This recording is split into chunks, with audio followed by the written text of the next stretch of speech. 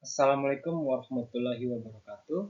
Perkenalkan, nama saya Muhammad Dwi Aji Firmansyah dengan NIM J1B02310060 kelas Teknik Pertanian 2. Di sini saya membawakan judul pengaruh perubahan iklim pada berbagai jenis tanaman. Yaitu ada unsur-unsur iklimnya, curah hujan, radiasi matahari, suhu, dan kelembapan. Yang pertama ini adalah curah hujan.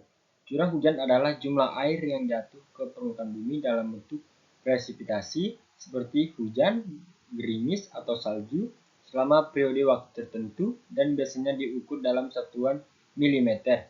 Satuan milimeter curah hujan berarti 1 liter air yang jatuh di setiap meter persegi permukaan tanah. Di sini ada radiasi matahari. Radiasi matahari adalah energi pancaran gelombang elektromagnetik yang dipancarkan oleh matahari ke bumi.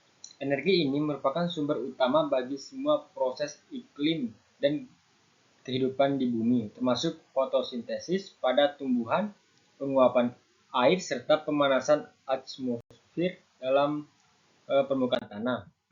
Ya, di sini ada suhu. Suhu adalah ukuran tingkat panas atau dinginnya suatu benda atau lingkungan yang menunjukkan energi kinetik rata-rata partikel di dalamnya. Dalam konteks ilmiah, suhu menunjukkan tingkat energi termal dan biasanya diukur dalam satuan Celcius atau Kelvin. Di sini ada kelembapan. Kelembapan adalah ukuran banyaknya uap air yang terkandung di dalam udara pada suatu waktu dan tempat tertentu. Kelembapan menunjukkan sejauh mana udara mengandung air dalam bentuk gas dan merupakan salah satu parameter penting dalam meteorologi, klimatologi, dan agroklimatologi. Pengaruh unsur iklim terhadap tanaman. Yang pertama itu curah hujan. Tanamannya adalah padi, kacang tanah, mangga, pisang, tembakau, stroberi, dan lain-lain. Curah hujan merupakan faktor utama dalam penyediaan air tanah untuk tanaman. Tanaman seperti padi dan stroberi sangat bergantung pada suplai air yang stabil. Sementara tanaman seperti kacang, kacang tanah, dan mangga membutuhkan hujan dalam jumlah sedang dengan drainase yang baik. Tembakau dan pisang membutuhkan hujan musiman yang cukup agar dapat tumbuh optimal. Jika curah hujan terlalu tinggi atau terlalu rendah, pertumbuhan dan hasil panen bisa terganggu.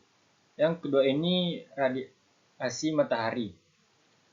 Seperti tanamannya itu ada jagung, padi, kacang hijau, bayam merah, selada. Radiasi matahari berperan penting dalam proses fotosintesis. Tanaman seperti jagung dan bayam merah memerlukan cahaya matahari penuh untuk menghasilkan energi tumbuh.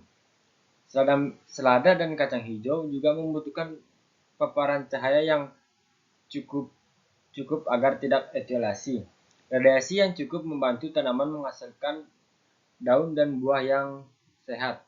Nah, yang ketiga ini ada suhu. Tanamannya itu tomat, pepaya, kentang, kacang, padi, jagung, gandum, dan lain-lain. Suhu lingkungan menentukan metabolisme tanaman. Tanaman seperti tomat dan pepaya tumbuh baik pada suhu hangat 20-30 derajat Celcius, sedangkan kentang dan gandum memerlukan suhu lebih sejuk. Padi dan jagung juga sensitif terhadap fluktuasi suhu. Jika suhu terlalu tinggi atau rendah dari optimal, bisa menghambat proses pembungaan dan pembuahan. Suhu ekstrim dapat menyebabkan kegagalan panen. Nah, yang keempat ini kelembapan. Tanamannya itu kelapa sawit, jeruk, jeruk siam, kopi, jahe, karet, sirsak, dan lain-lain. Kelembapan udara dan tanah sangat penting bagi tanaman tropis. Kelapa sawit dan karet membutuhkan kelembapan tinggi secara konsisten untuk pertumbuhan optimal. Kopi dan jahe tumbuhan baik di daerah yang sejuk lembab dengan curah hujan merata dan kelembapan tinggi. Sirsak dan jeruk siam juga memerlukan kelembapan stabil agar buah tidak mudah rontok dan tanamannya tetap subur. Kesimpulan, secara keseluruhan, keberhasilan budidaya tanaman sangat tergantung pada kesesuaian antara kondisi iklim lokal dengan kebutuhan fisiologis tanaman. Oleh karena itu, pemahaman mendalam tentang pengaruh unsur-unsur iklim mikro sangat penting untuk menentukan jenis tanaman yang sesuai di suatu daerah, serta untuk menyusun strategi pengelolaan agroklimatologi yang adaptif dan keberlanjutan. Nah, demikian presentasi yang dapat saya sampaikan. Dan di sini saya ingin mengingatkan kepada teman-teman, perubahan unsur iklim sangat berpengaruh terhadap produktivitas dan kualitas berbagai jenis tanaman.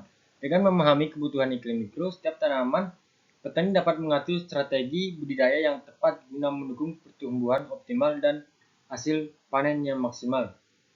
Begitulah yang dapat saya sampaikan dari presentasi ini.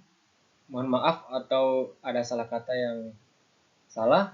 Demikian, wabillahi taufiq wal hidayah. Wassalamualaikum warahmatullahi wabarakatuh.